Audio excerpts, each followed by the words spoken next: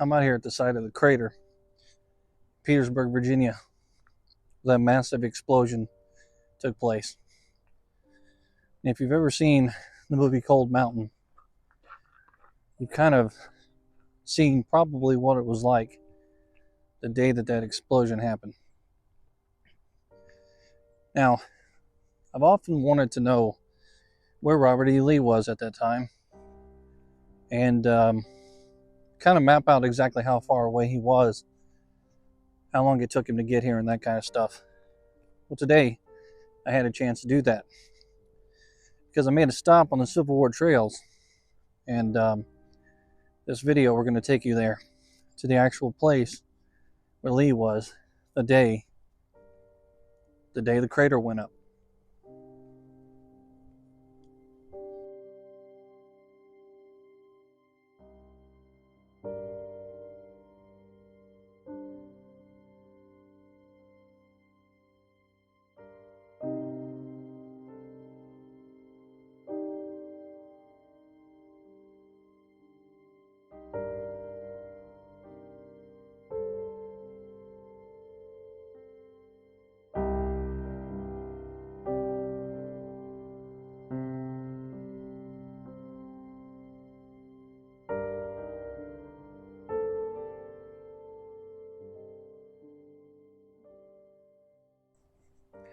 Sometimes Civil War trail sites a little bit more than what you think they're going to be, and that's exactly what we're stopping at today.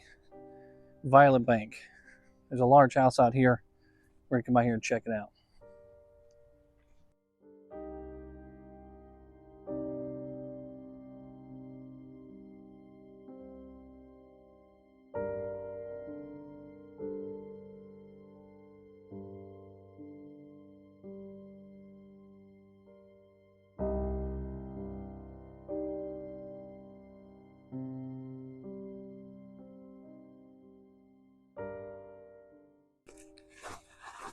Sometimes these stops out here on the Civil War trails will bring you to some pretty cool places that you never knew existed in small towns. And in Petersburg, there's a lot of stops, a lot of different locations that are mostly just signs and not much to look at. Sometimes some historic earthworks or something like that. The location I'm at today is pretty amazing. This tree that's in the front yard seems to be really old.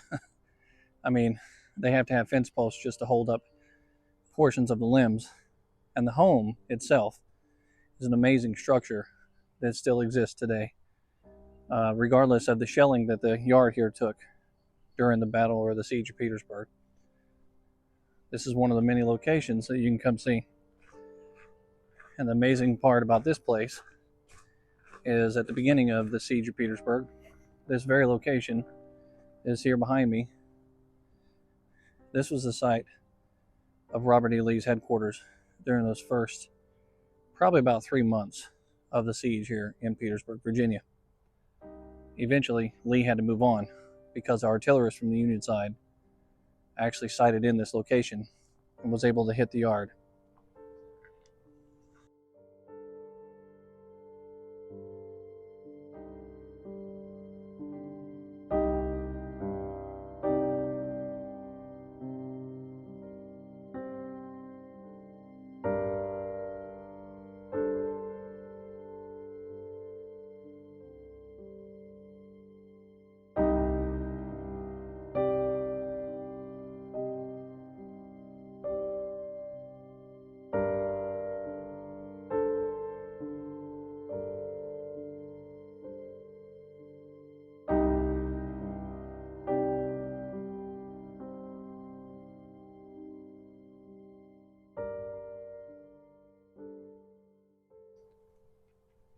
This place was called Violet Bank.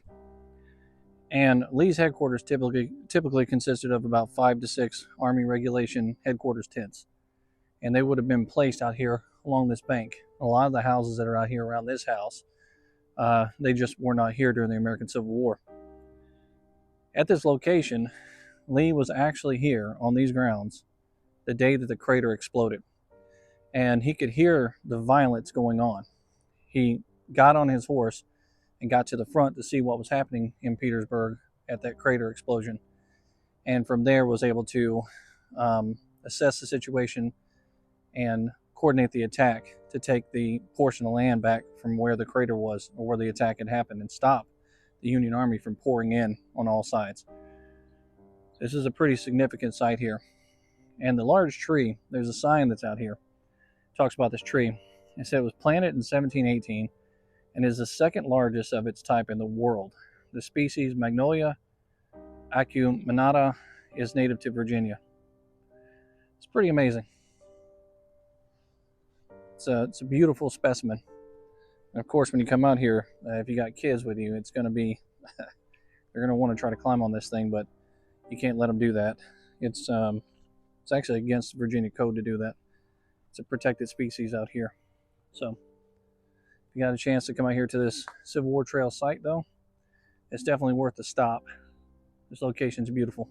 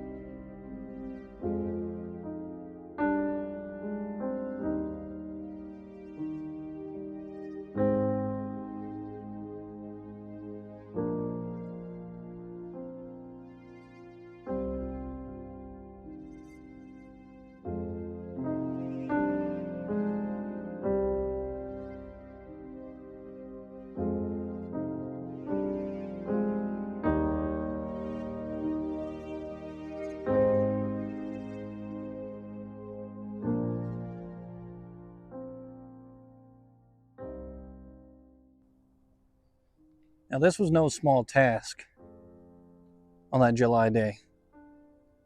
The amount of powder that had to be packed in here was massive. We're talking 8,000 pounds probably, maybe more. And the tunnel itself, as you can still see the scars from where the tunnel imploded on itself, the tunnel was huge, digging all the way underneath where the Confederate lines were, and past the Confederate lines, really.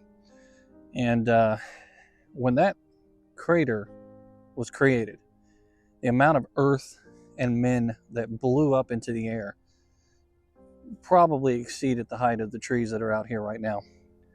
The explosion could be heard all throughout the valleys of the Petersburg area and rattled windows in the town of Petersburg itself. So you can probably think to yourself about how earth-shattering that sound is.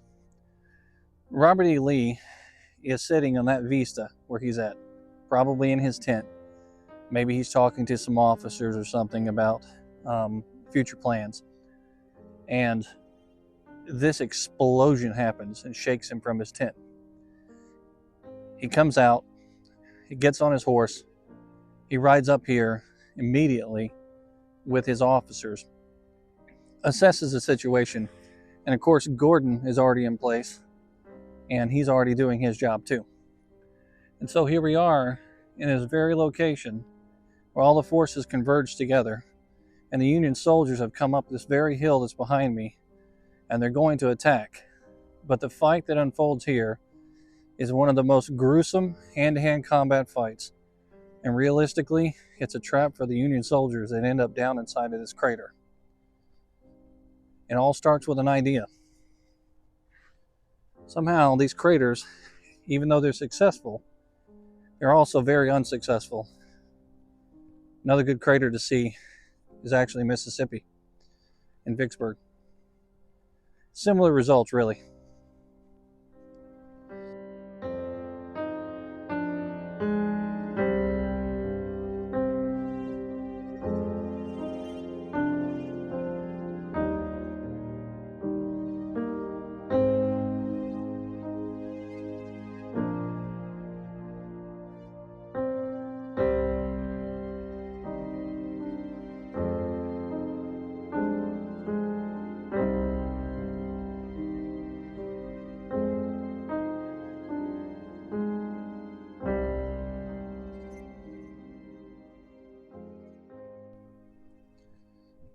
Well, we hope you enjoy our story, our quick little trip here in Petersburg to one of the many locations that are out here that you can check out for yourself on the Civil War trails.